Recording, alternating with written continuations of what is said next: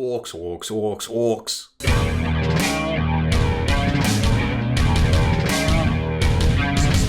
Spiky bits.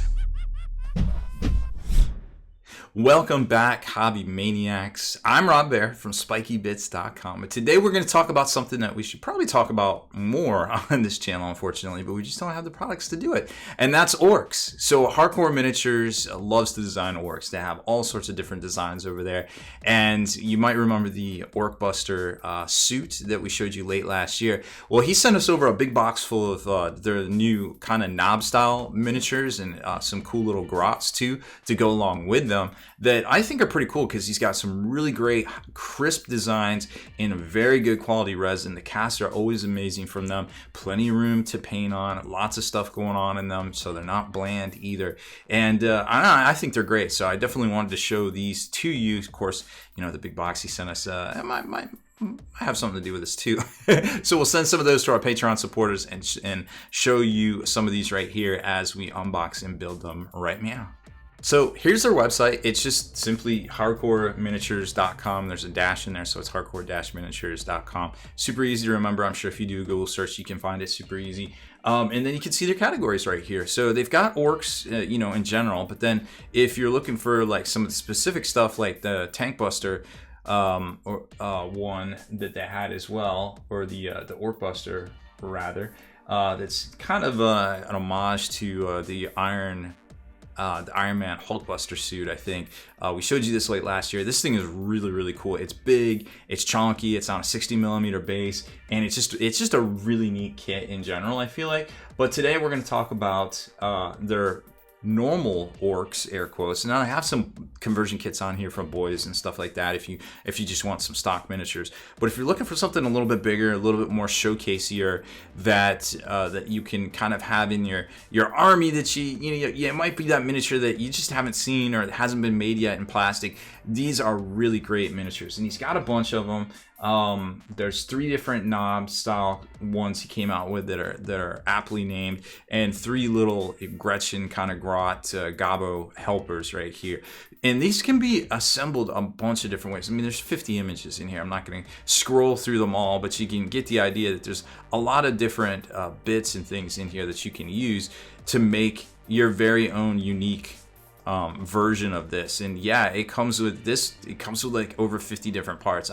I had to look at this when I was like, well, how do I want to make it? It's so many different parts, and you could use some of the stuff on other miniatures out there as well, which I think is really neat, because, you know, very seldom do you spend this kind of money. And yeah, it's $30 for one miniature. I mean, a GW plastic kit is $35 for an independent character style miniature right now, but you definitely don't get 50 parts in that clam pack. So I feel like he's already kind of, yeah, you know, it's pricey, air quotes, but it's already a price point a lot of us are okay with, at least.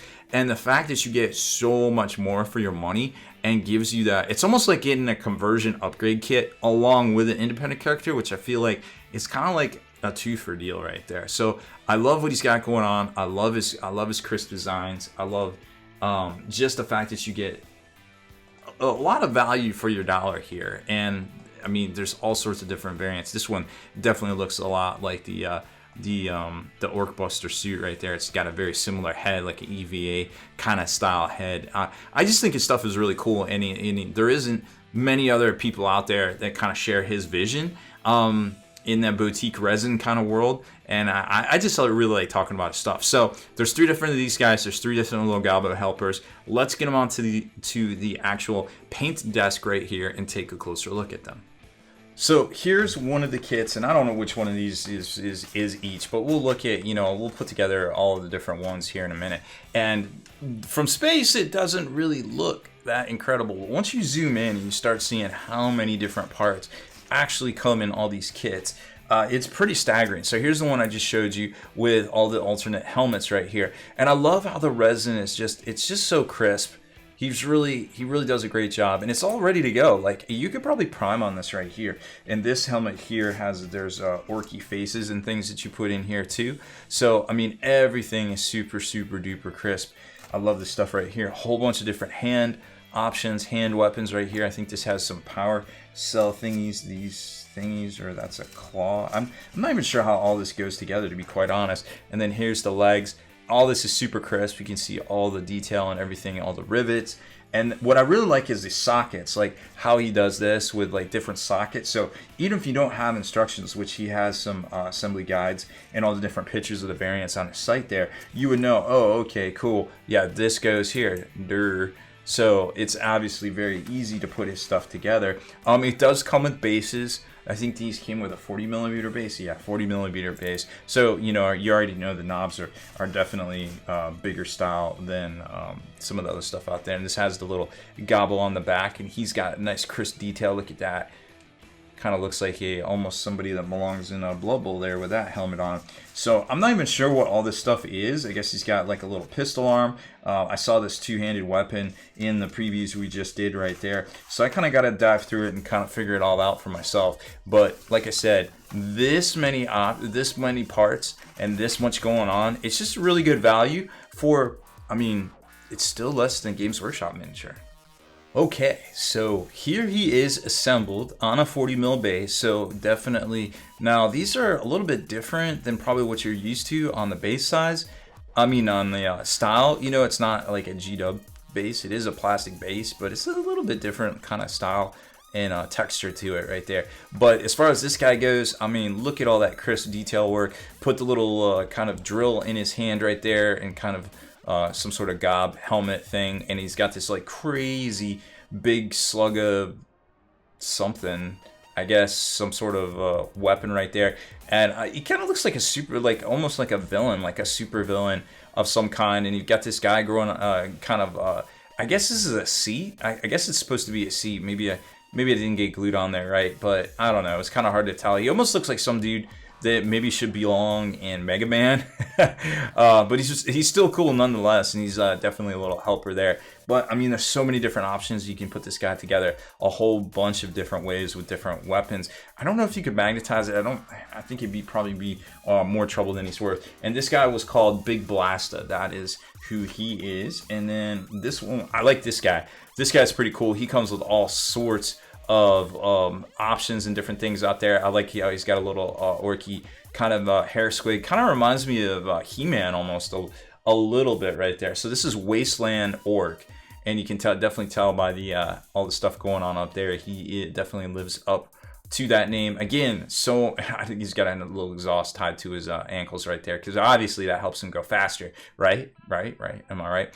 I love this weapon. You know, made out of bone and stuff, and it's got some metal pieces kind of attached to it, and, you know, Wild Wild West-ish orky kind of themed gun right there. Very crisp. I mean, look at all the crisp detail work in there, and the bone and the chain, and I can't really tell. I guess that's some sort of lash work up there. I can't really tell to be sure, but it's got different little rounds right there on his bandolier, I guess, strap. So definitely leads more into the whole He-Man kind of motif right there, with that He-Man meets Mad Max perhaps. I think he was also $29. One of these guys was $31, but I think it was the one with the grot on his back actually. And then this guy right here is Rictez the Furious, and he's got a lot going on. Obviously a large weapon, but you can assemble him with hand weapons too. And then he's got some I don't know what all this is right here, but it's definitely powered by flames somehow, which I thought was pretty neat. And then he's got this really cool gob on the front as well. So almost, you know, definitely more Mad Maxy kind of style. And yeah, maybe you could fill different slots, you know, some sort of Big Mech style thing, and you could get some more going on up here. But this guy's probably more of a war boss type deal. And then this one could be I guess he could be a mech too, or I don't know, maybe a Mega Knob. Probably more of a Mega Knob, I would think, right here. But either way, they're on 40mm bases, so they're about the same size. You can kind of pick and choose what you want. And then the little guys, the little snotlings, they all have names too, but I actually forget. One is Angry Gobba. One is I forget what the other one is. Let me see if I can read the screen way over. The War Gobbler, Angry Gobbler, and Beaver Gobbler. I think this is Beaver Gobbler. I don't know why he's called Beaver. Oh, okay. But he's definitely got a megaphone right there. So he's a hype man with all sorts of, maybe he's selling his wares right there. maybe that's what he's doing. He's going up and down the Orky sidelines. He's got a little teddy bear selling his wares when they're battling somebody. And then this guy is very cool. I guess he's carrying some sort of bomb or large mech piece of some kind to his boss. He's got a very cool styling and stuff. I mean, obviously not all of these would go with certain things. And this guy, well, he's a dummy. Looks like he set a trap and then maybe he stepped in it or something like that. I don't know what's going on there, but definitely either stubbed his toe or got his toe kind of caught in there. And then he's angry. That's the angry goblin, but he looks more sad than anything. These guys don't really come with any options or anything like that, but they're really cool to put together, and you know they'll definitely stand out amongst different grots out there too. I kind of like this guy right here, kind of hype man / weapon seller. So they don't go with any specific of these designs here, but they're just kind of cool to just sort of have and have kicking about, and it was cool to have little sidekicks and things. So that's pretty much it. Just a neat, quick little look at these guys right here. Now, I don't have, unfortunately, any orc miniatures anymore, but I definitely liked me some orcs back in the day. But as far as the Primaris stuff goes, Primaris is about 38 millimeters tall, so you can see that they're on par with the Primaris type size, and definitely on the bigger base right there. So they won't look weedy or anything like that on the tabletop if you're thinking about putting them in an orc army for like Warhammer 40k